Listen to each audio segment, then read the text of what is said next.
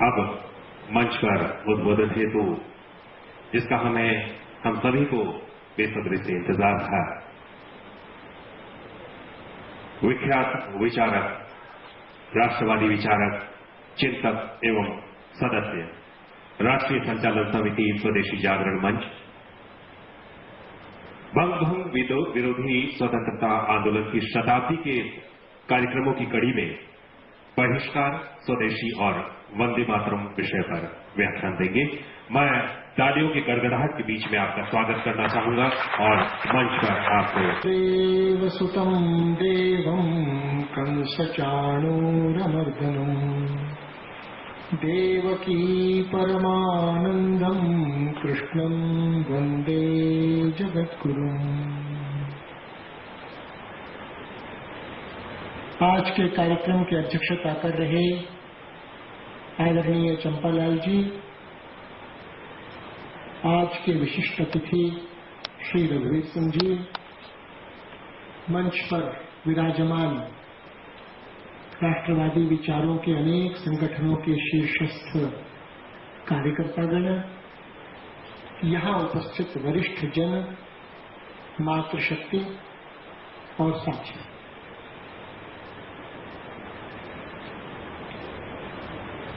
कुछ वर्ष पूर्व जब विश्व व्यापार संगठन में भारत सदस्य बने ये कवायद चल रही थी, उस समय मद्रास में एक संस्था विजिल ने गोष्ठी आयोजित की कि विश्व व्यापार संगठन में शामिल होने के लाभ होंगे या नुकसान।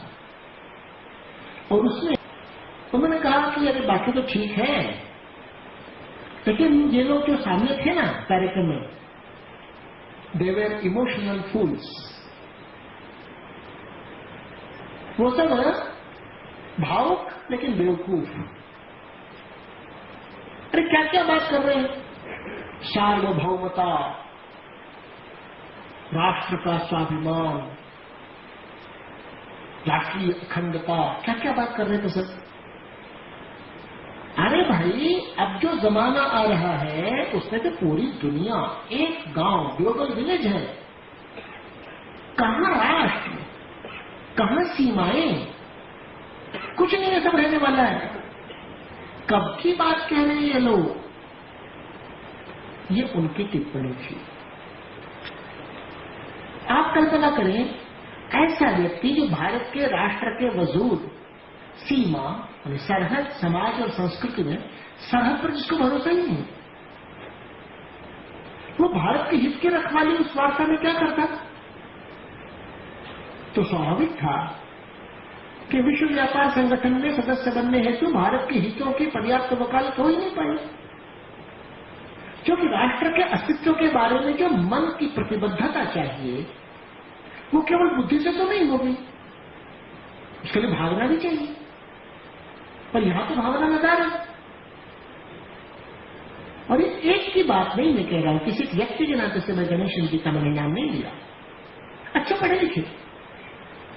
तो देश के अधिकांश, जिसको हम रूलिंग एलिट कहते हैं, जिसको अधिजात वर्ग कहें, प्रभु वर्ग कहें, उनमें से बहुतों के विचार उस वार्ताकार से मिलते जुलते आपको लगेंगे। ऐसा क्यों होता है, मैं सोचने लगा। छोड़ो उनकी बात, ये मैं इसलिए कहना चाहता हूं कि आज बंग भंग की क्या जरूरत है सोचने की, वंदे मातरम की जरूरत क्या है सोचने की, ये तो पहले समझ लें। क्योंकि देश के प्रभु वर्ग में से भी जो शीर्षस्थ नेतृवर्ग है, उसकी ही राष्ट्र आदि संकल्पनाओं के बारे में क्या समझ है, क्या प्रतिबद्धता है, आजादी वगैरह के बारे में उनको क्या समझ है, इस पर हम थोड़ा सोच लें, तब लगेगा कि हम अलग दुनिया की बात कर रहे हैं क्या, या दो दुनिया है क्या। हमारे देश के प्रधानमंत्री पता नहीं क्या आदमी, वो तो इंग्लैंड में जाकर के कह आए ना दो बातें विशेष। एक, सीमाएं बार बार नहीं बदला करती। दूसरी बात, भारत भारत में जो ब्रिटिश राज था, that was an era of creativity, adventure and enterprise. ये दो बातें उन्होंने कही। तो भाई विपक्ष नेता कहां कब निकले? विपक्ष नेता ने कहा अखंड भारत तो एक आउट ऑफ डेट कल्पना है, और कहा पाकिस्तान सेटल्ड फैक्ट है। फिर कहा विभाजन इरिवर्सिबल है, और वहां के जियो टीवी को साक्षात्कार देते समय में विपक्ष नेता महोदय ने तो यह भी कहा कि आई रेस्पेक्टेड जिन्ना ग्रेटली, ही सिंगल हैंडेडली क्रिएटेड पाकिस्तान। अब भैया इन दो वाक्यों को आप मिलाकर पढ़िएगा तो ब्रैकेट में तुरंत लगेगा ना दो वाक्यों के बीच में, because I respected Jinnah greatly, bracket में because he single handedly created Pakistan. ये कार्यकारण संबंधी तो नजर आएगा उसमें। तो भाई किनकी बात कहें? कौन लोग हैं ये? कितना सच बोलते हैं? कितनी जिम्मेदारी से बोल रहे हैं? तथ्य से परे बात बोल रहे हैं, शीर्ष स्थान पर है। देश की दृष्टि से दुनिया के में देश के प्रतिनिधि हुए ना ये लोग, इसलिए चिंता की बात है। तथ्य क्या कहता है? Borders are not change frequently, सीमाएं बार बार नहीं बदला करती। तो भैया मनमोहन सिंह जी आप बताइए कि 1995 में दुनिया में विश्व जो संयुक्त राष्ट्र संघ है उसमें 194 सदस्य थे।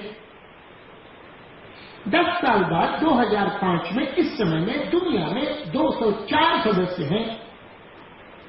तो 10 नए राष्ट्र राज्य, ये नक्शे में कहां से आ गए? ये क्या मंगल ग्रह से आ गए सर? या इसी दुनिया के नक्शे में कुछ सीमाओं का फेर बदल करके ये नए राष्ट्र राज्य आए हैं? अरे इंडोनेशिया में से ईस्ट तिमोर अलग हो गया, ये कहां से आएगा? शुक्र ग्रह से आएगा? ये तथ्य से परे बात है कि सीमाएं नहीं बदला करती। अरे 10 साल में यार 10 राष्ट्र राज्य तो बन गए। क्या कहते हो मनमोहन सिंह जी आप? और ये कहते हैं Pakistan is a settled fact, irreversible. अरे कब से भैया, कब से? 1943 से पहले पाकिस्तान कहीं था क्या? विपक्ष नेता तो थे उस समय, ये तो बाद में हुआ ना। फिर वो वैसे ही रह गया। क्या सेटल्ड फैक्ट अगर था तो 1971 में बांग्लादेश अलग कैसे हो? किसको कहेंगे सेटल्ड फैक्ट? तथ्य से परे बात बोलते हैं। कारण क्या? कारण है कि इनका स्मृति भ्रंश हुआ है, स्मृति लोप नहीं। और स्मृति भ्रंश का मतलब क्या हुआ? जैसे कोई आदमी होता है ना,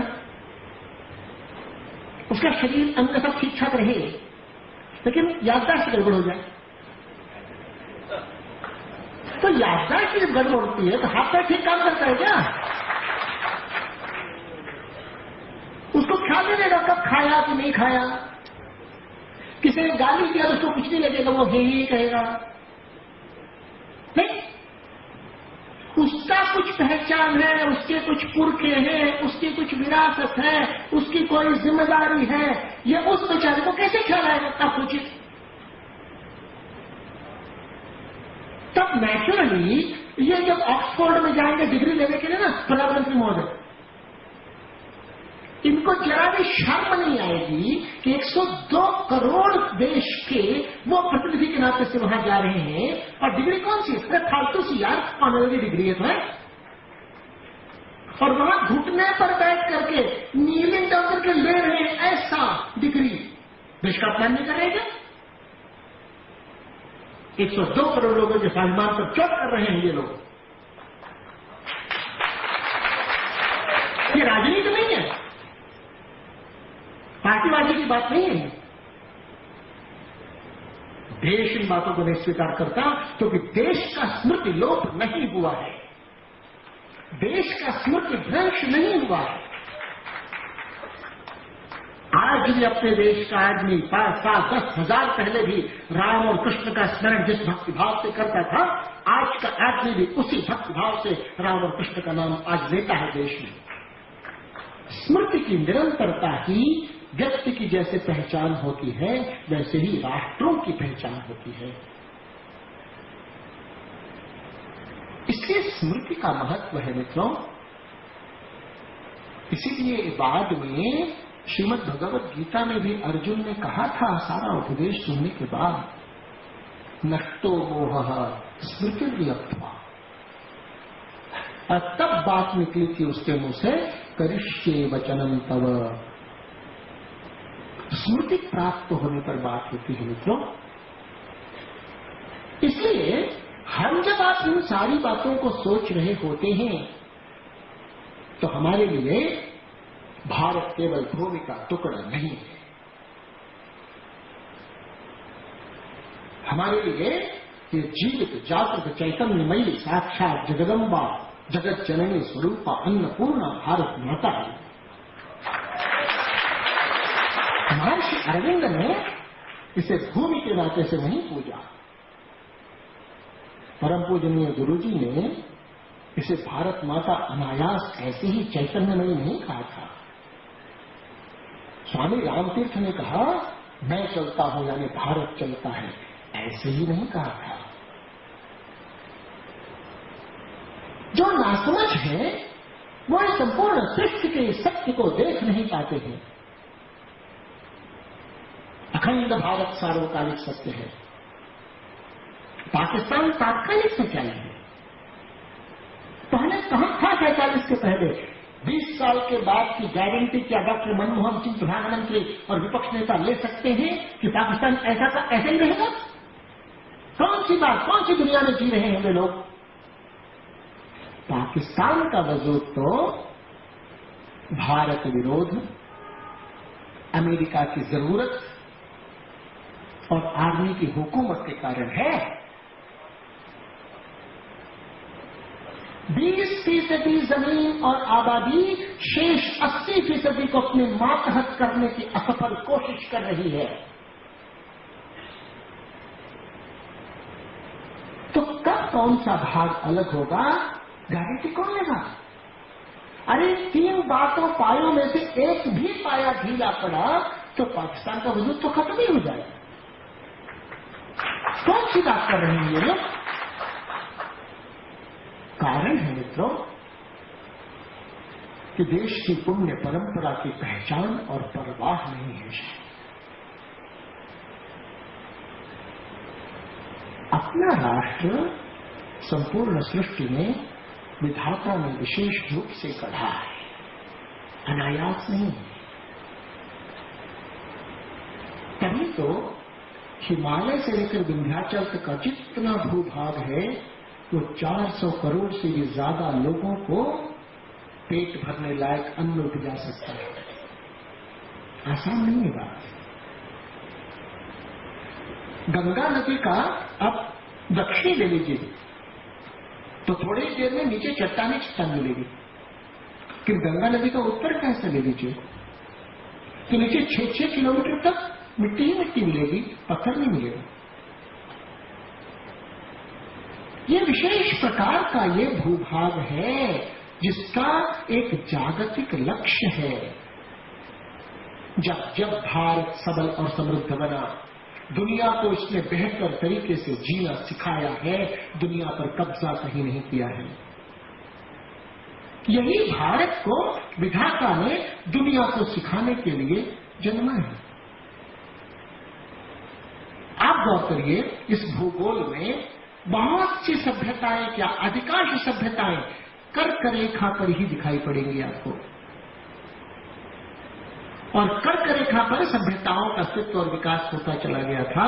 उसमें से भी संस्कृति का स्थान भारत, ही संस्कृति का स्थान बाकी सब। इसलिए जब बाकी लोग बढ़े हैं, सबल और समृद्ध हुए हैं, दुनिया को हमेशा युद्ध, हिंसा, विनाश